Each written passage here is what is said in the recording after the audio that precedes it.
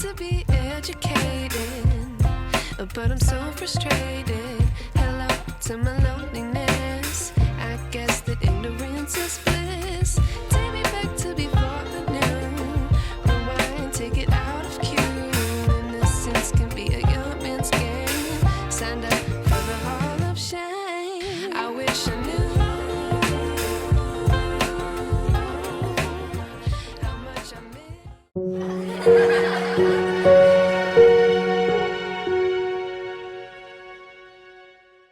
Hey guys, Eric here in the school garden once again, and we are back for another video.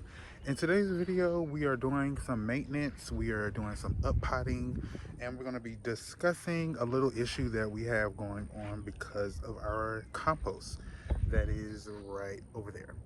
So before we get into today's video, make sure to subscribe, like this video, comment, share this video with those that are wanting to get into gardening but don't know like the steps and how to.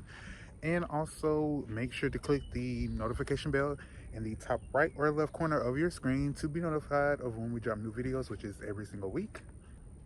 Thank you to our latest subscriber for joining us in our journey. Make sure that you also, before we move on forward, make sure to also check out the link in the description box to purchase new merch that we have available to you guys. We have shirts, jackets, mugs, bags, and more merch coming your way soon. That link will be in the description box, and so it will take you right to our storefront. So check that out. Also, follow us on socials. We can be found on Facebook and Instagram at EBLLCINC and TikTok Project Grape. And let's get into today's video. Okay, behind me right here, as you see, we have our tomatoes, and then beside them we have some basil and alyssum. Those were planted very recently. I planted them after the students left. Today is Thursday. I think I planted them like Monday evening, Sunday evening. I'm not sure. It was very recently, just a few days ago. And as you're seeing now on your screen, the tips of the tomatoes, well, pretty much all the plants are starting to turn white, well, yellow, then white, and they're losing all of their green color. Now, initially, I did put down some soil acidifier. I don't have it with me right now because we ran out, because I just used it all. I did put some down initially when I put these plants in, but clearly it wasn't enough, nor did I mix it into the soil. So those are two things that you definitely should do if you have a high pH and you're using amendments in your soil. Make sure to mix it into the soil so that the roots of the plants that you're putting in, or the seeds that you're putting in, the roots that develop, have immediate access to those amendments. So I had to use the rest of the soil acidifier bag to put, just put it around the plants a heavier amount, because that soil acidifier is supposed to work with clay soils, which we do because this compost is very thick, and it holds a lot of water. So it works with clay soils, alkaline soils, and it is also supposed to make your plants greener, more dark green. So I'm really crossing my fingers here that by me putting more of that soil acidifier and watering it in, it will reverse the situation that we're dealing with right now. So I'm really hoping that this works. I will be getting more soil acidifier from Tractor Supply this weekend. 2 bags. They're not that expensive. They're pretty inexpensive actually for what you're getting. So I'm gonna purchase 2 more bags because we need them for the 6-row area where we're growing the beans and corn. Eventually I'm gonna have to get more bags because there's so much more compost that we're utilizing in the garden. But just for now, I'm gonna get 2 more bags because each bag can be used over a 100 square foot area. So I'm gonna get 2 more bags, and hopefully I don't have to add any more of that soil acidifier to this area. As we move over here, if you follow us on TikTok, you know that I planted these Swiss chard plants because they were in the area where the tomatoes are actually right now. So I moved them over here, and you could tell that they are not dealing with the chlorosis, which is the name of the issue that we're dealing with. Chlorosis is when your leaves start to fade to yellow and then to white, and the veins that you see here would normally be like a dark green, which is kind of what is happening on our tomatoes. But since I planted these directly in this soil here, and then I just topped them with the compost, they're not actually dealing with the issue because they were not directly planted into the compost, which comes from over there. So that's what I'm going to do for the rest of the areas that we will be utilizing this spring and summer. Like over here, from here all the way down, we still have to remove more the rest of these brassicas out of the way. But what we're going to do, we're going to amend the soil, plant directly into it, and then top dress them. Well, whatever plants that we put over here, top dress them with the compost instead of directly transplanting them into the compost as we did with the tomatoes and the basil, just so we don't have to deal with the issue that we're dealing with right now. Because if we just top dress the row with the compost, we won't really have to, you know, purchase too much of the soil acidifier because the plants will be fine.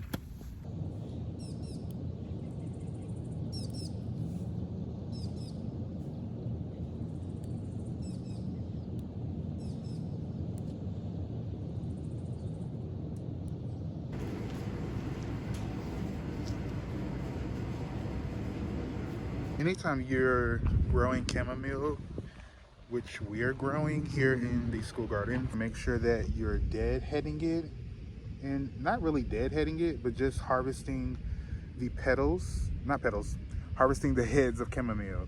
So I'm trying to get closer for you. So there are heads like this that have lost their, well, haven't really grown out fully.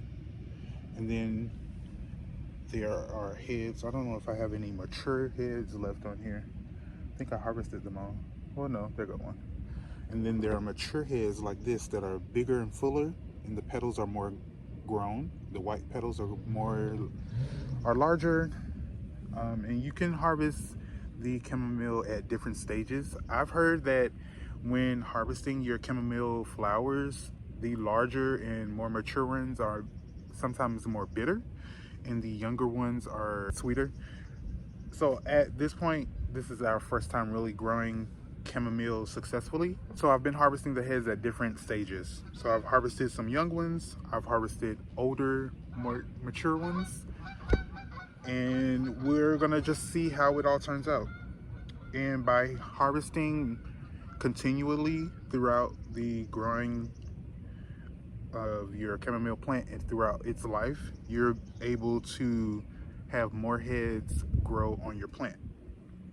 So I can already see more buds coming onto this chamomile plant, making it bushier, which is perfect. The only thing is we need to actually tie up this chamomile plant because we have beans in this area, and all of this foliage from the chamomile plant is really blocking out all of the light from this area, and we need as much light as possible. Students planted 2 rows of beans here. We have radishes growing. These will be harvested fairly soon. We have bush cucumbers coming up.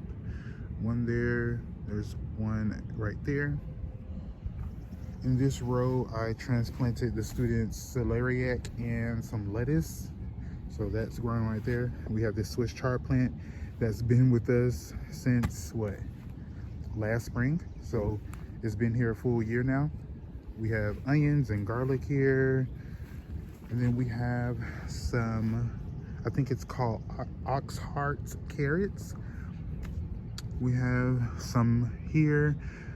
They're kind of sporadic because the water in this area, we didn't really water it successfully to keep everything moist, but we have enough carrot seedlings there to have a good harvest.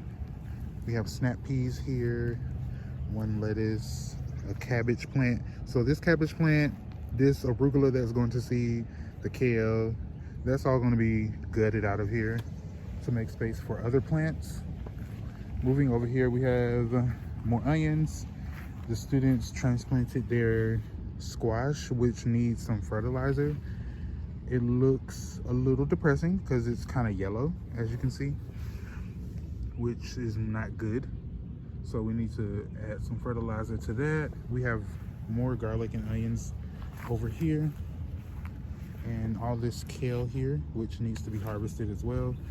In between the kale plants and the onions and garlic, we do have cilantro and some basil.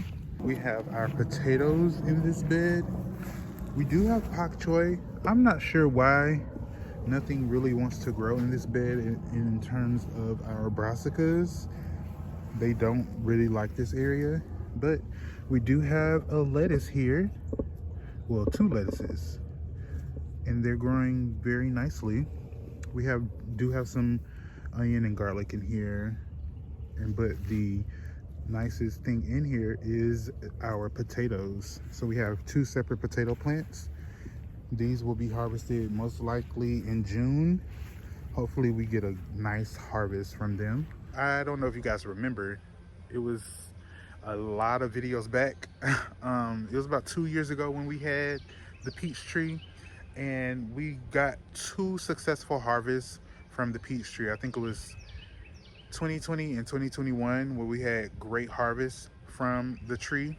But after that, that peach tree not only dealt with disease, but the fruits continually were stolen by squirrels, I'm assuming, because every time I would come out here, there would either be fruit on the ground or there would be less fruit on the tree.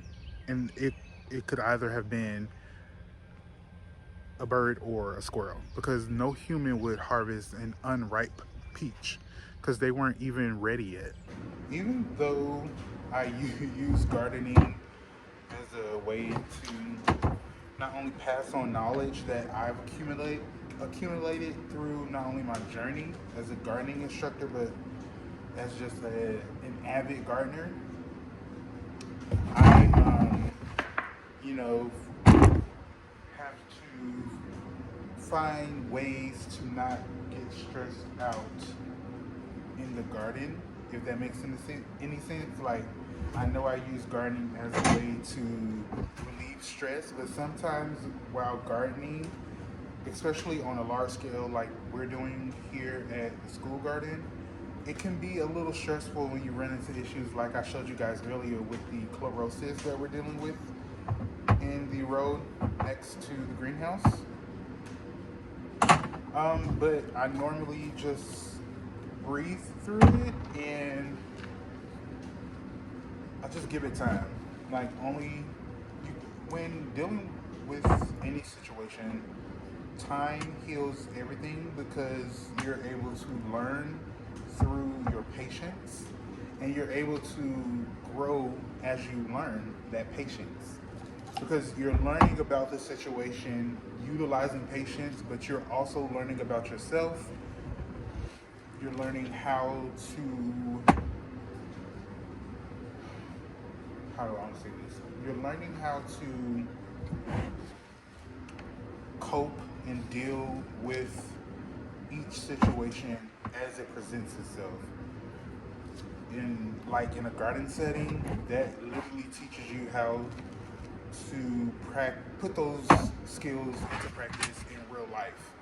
So like with that chlorosis issue, the only thing I could do right now is just purchase more soil acidifier and wait, because I've already put soil acidifier in the soil, I've already watered it in, mixed it into the soil. All I can do now is wait for the plants to show a reaction, and that could take a few days, it could take a few weeks, I won't know. But all I can do on my end is just be patient, amend the other parts of the garden, only use the compost as a top dress. You know, I can only do so much, but the plants have to do the rest. And I feel like a lot of people could utilize that skill set, including our students. Like understanding that all you can do is so much. Do what you can that's in your power. What you can't deal with or what you can't do, just chuck it up and accept it, one, but also let time take its course. Because with time, everything comes out, the truth comes out. What you didn't understand previously is brought to the light, and you're enlightened because you were patient and you just waited. So I say all of that to say, just do what you can in your life, be patient, and the answers will be revealed.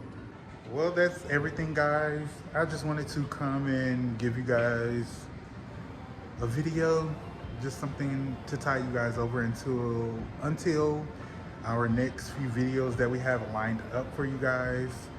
Make sure to subscribe. Make sure to subscribe. Do not forget.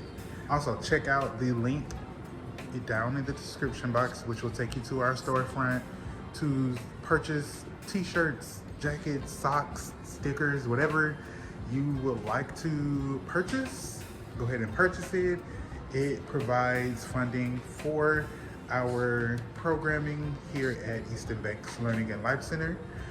Don't forget to check out the other videos that we have here on our channel. Follow our socials, and we will see you all later in the garden. Bye.